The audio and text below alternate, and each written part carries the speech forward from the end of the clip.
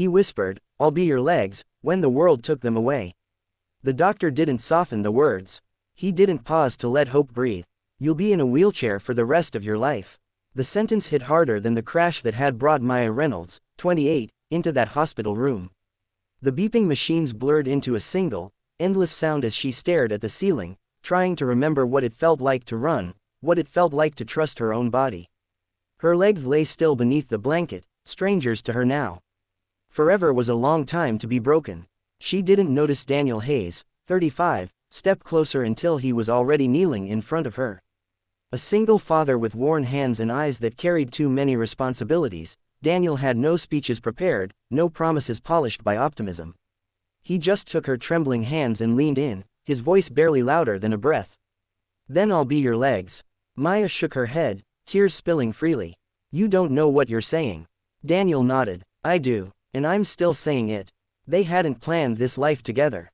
Maya had been independent, fiercely so, an architect who loved long walks through cities she dreamed of reshaping. Daniel had been careful with his heart since losing his wife, raising his 7-year-old son Leo with quiet determination. Their paths crossed by chance, and now fate had rewritten everything. The first challenge came fast: acceptance. Maya woke each morning angry at her body, at the chair waiting beside her bed like a sentence. She pushed Daniel away with sharp words and colder silences. She hated needing help, hated watching him lift her, adjust her, slow his life for hers. "You didn't sign up for this," she snapped one night. "You should go." Daniel didn't argue, he just stayed. The second challenge was the world itself. Broken ramps, stairs without railings, people who stared too long or spoke too softly, as if disability had stolen her intelligence too.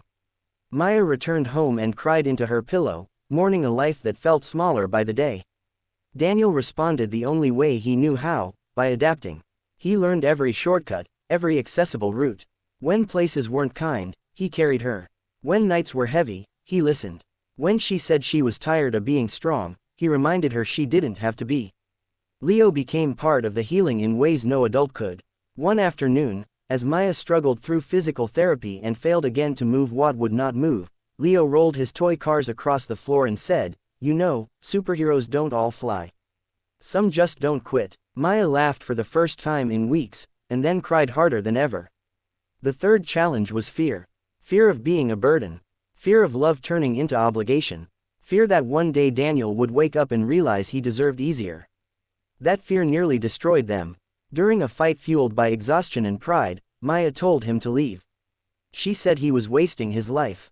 She said she'd understand if he walked away. Daniel packed a bag that night.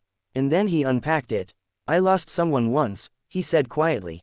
"I won't lose you because you're scared. I'm scared too. But I'm here." That was the moment Maya stopped fighting the truth. She wasn't alone. Time did what time always does, it moved forward.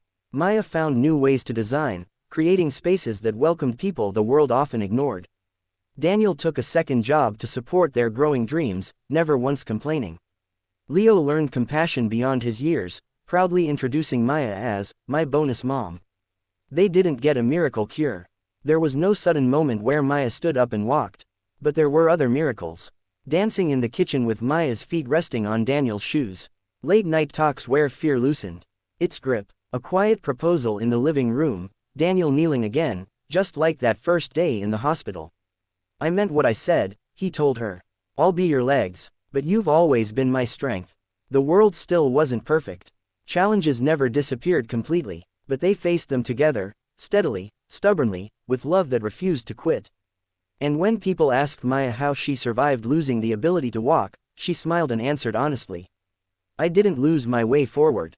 I just found a different one." Because sometimes, the strongest movement in life isn't measured in steps. It's measured in who's willing to carry you until you learn how to fly again.